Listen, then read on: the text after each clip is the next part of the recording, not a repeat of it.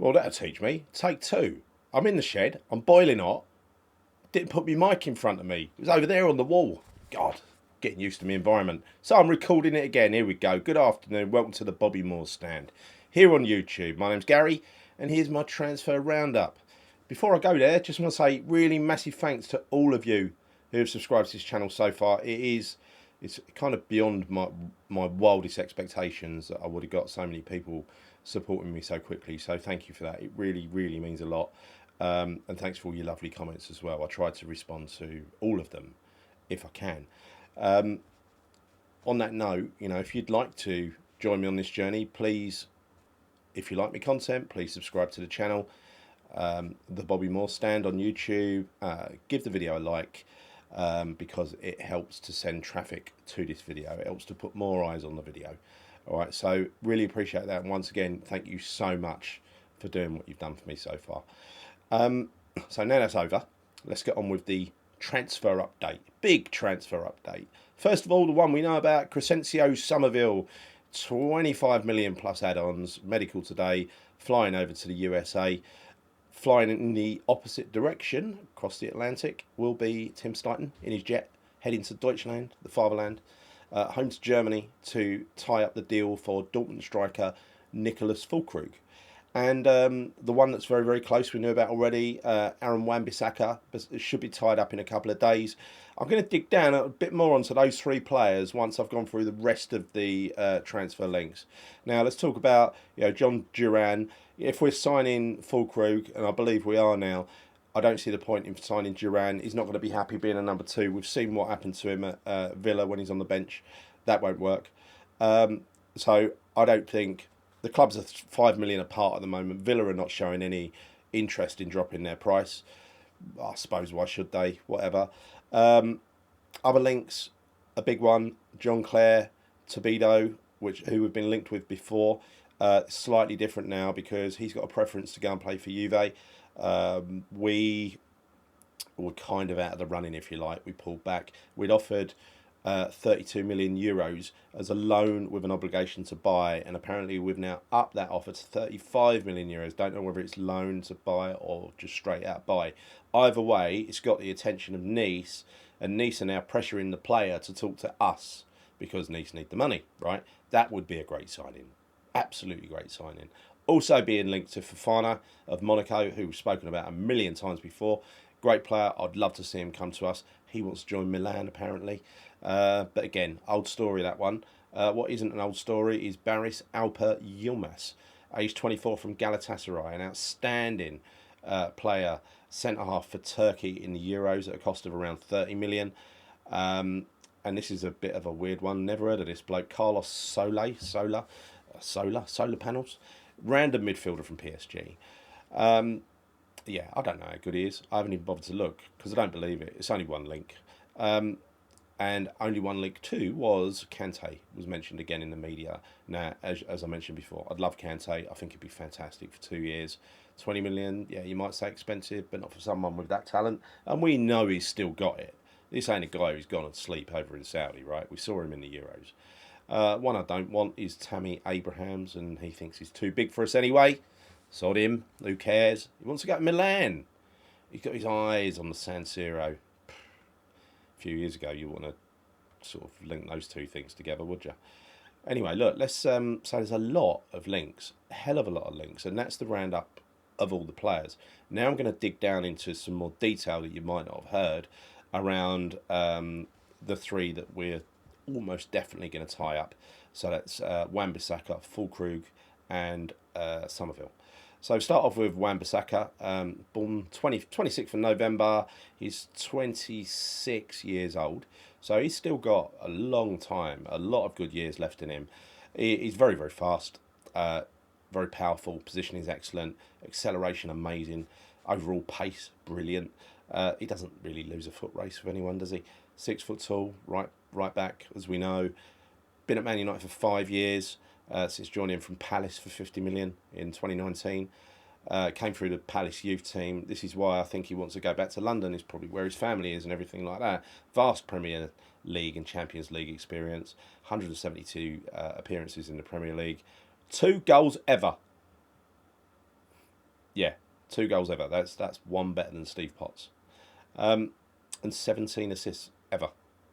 So a big game player who really turned up in the FA Cup final. I'm going to mention for the third time.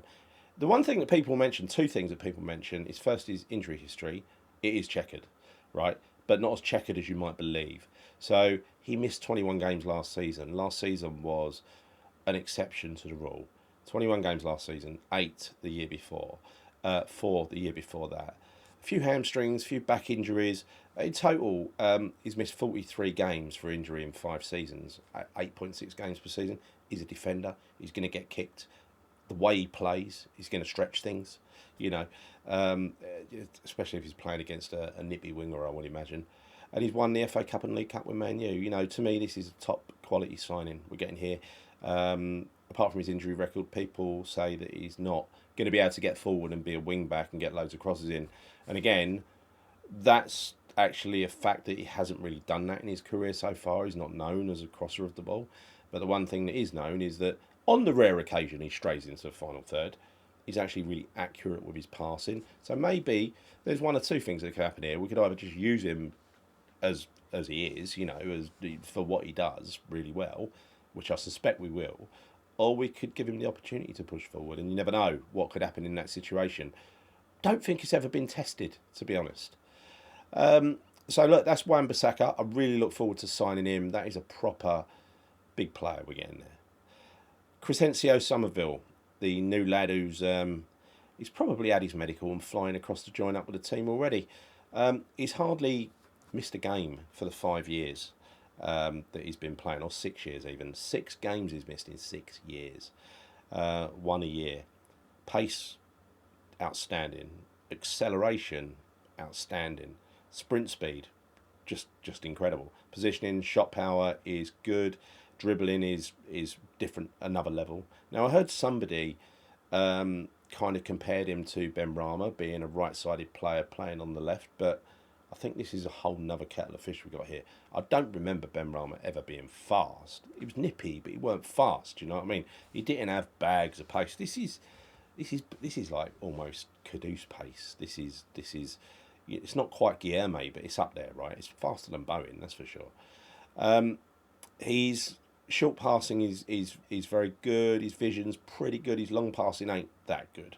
That's what I've heard. His free kicks, yeah, pretty good, pretty good. And his crossing's good as well. You know, his crossing's good. So kind of important, if you like. I assume he cuts inside a lot and does it on his right foot. I don't know whether he's 2-footed in any way. And then so that brings us on to the main course, which is Nicholas Füllkrug, described on the Bundesliga site as being the perfect number 9, right? Again, not very fast. It's slightly faster than Souček, slower than Antonio, that's for sure. But his shooting is very, very accurate. His passing is very accurate. He's a good assist maker. His dribbling is brilliant. He loves a one-on-one situation. Doesn't defend really that much. Physical, very, very physical. More physical than Paqueta, for instance. I think about as physical as Antonio, and Paqueta similar level. Not as physical as Alvarez, who's our most physical player. His acceleration and his sprint speed, so he might be slow in a foot race, but his acceleration and his sprint speed are actually pretty good. So he's one of those players that can make a space and run into it. He's had a really good career. They compare him in the Bundesliga to Mario Gomez. He had a great season last year, 12 goals, 16 the year before, joint top scorer in the Bundesliga the year before. He's got 19 caps and 13 goals for Germany, so he's scored an international goal once every 64 minutes, which is quite a record. One goal every 173 minutes throughout his career. I just want to talk about his injuries as well. So he had a really serious injury in between 2018. He had 2 injuries actually between 2018 and 2020. First of all, cartilage and then a cruciate ligament, and he missed like a whole year. But since then, in the last 3 years, 3 seasons, he's barely missed a game. He's missed 3 per season, and they've been like run-of-the-mill knocks and bruising and stuff like that. So he had that really bad layoff, but for the last 3 seasons, he's largely been fit and available all the time. He's described Nicholas as a playmaking attacker, very strong with his head, physically impressive. We love physically impressive, convincing in one-on-one duels, and unpleasant for his opponents. I love our players to be unpleasant for opponents, don't you?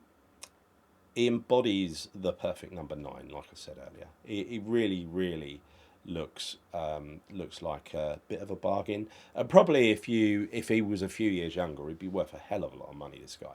So I have no problem with bringing him in. But if you're going to bring him, you can't bring the other guy in, right? You can't. So a couple of bits of general news. I'll finish on a nice story, actually, but this is the first one, which is also a nice story in its own way. Lucas Paqueta joined up with the squad and met Lopetegui for the first time face-to-face in, where are they now? Tampa? I don't know if they're training there. That's where they'll be playing. But anyway, he looked really happy, full of smiles, very relaxed. That's how we like Paqueta, to be very relaxed. He seemed to be a little bit off in the second half of last season, to be fair. He was very sulky. He was going down a lot. When he first half of the season, outstanding. You remember those passes that he kept making. I mean, another level, right? Another level. It's really brilliant to see him back, and as long as he doesn't get found guilty of betting, doing things wrong and avoids a ban, I think we could have a marvellous season out of him. But I'm going to finish with one final story. It's about our very own, and he is our very own, Pablo Fornals. Now, Pablo Fornals was called by Lopetegui a couple of months ago, and he said, "What do you think of West Ham?" And he said, "I told him it's a nice club, a family club. There are lots of very good people there. I love them. I speak to them as many times as I can. They're not just players, they're my friends." He also said, he was in Seattle on tour of his new team, the only fan to ask for a selfie was a West Ham fan. And the fans always make lovely comments whenever he posts anything on social media. I love that.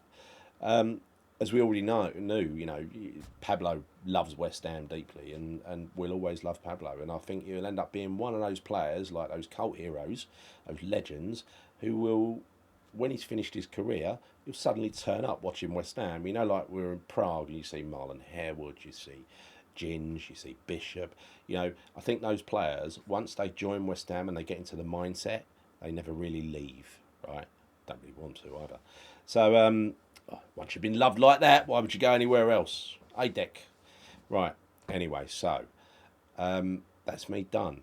Again, please, if you've enjoyed this video, give it a like, and also subscribe to the channel, The Bobby Moore Stand, and join me on this marvellous journey that we're going on. It's going to be really good. We've got some really, really good content coming up. But until next time, we're in transfer season. Another crazy show. See you in a couple of days' time. Come on, you irons.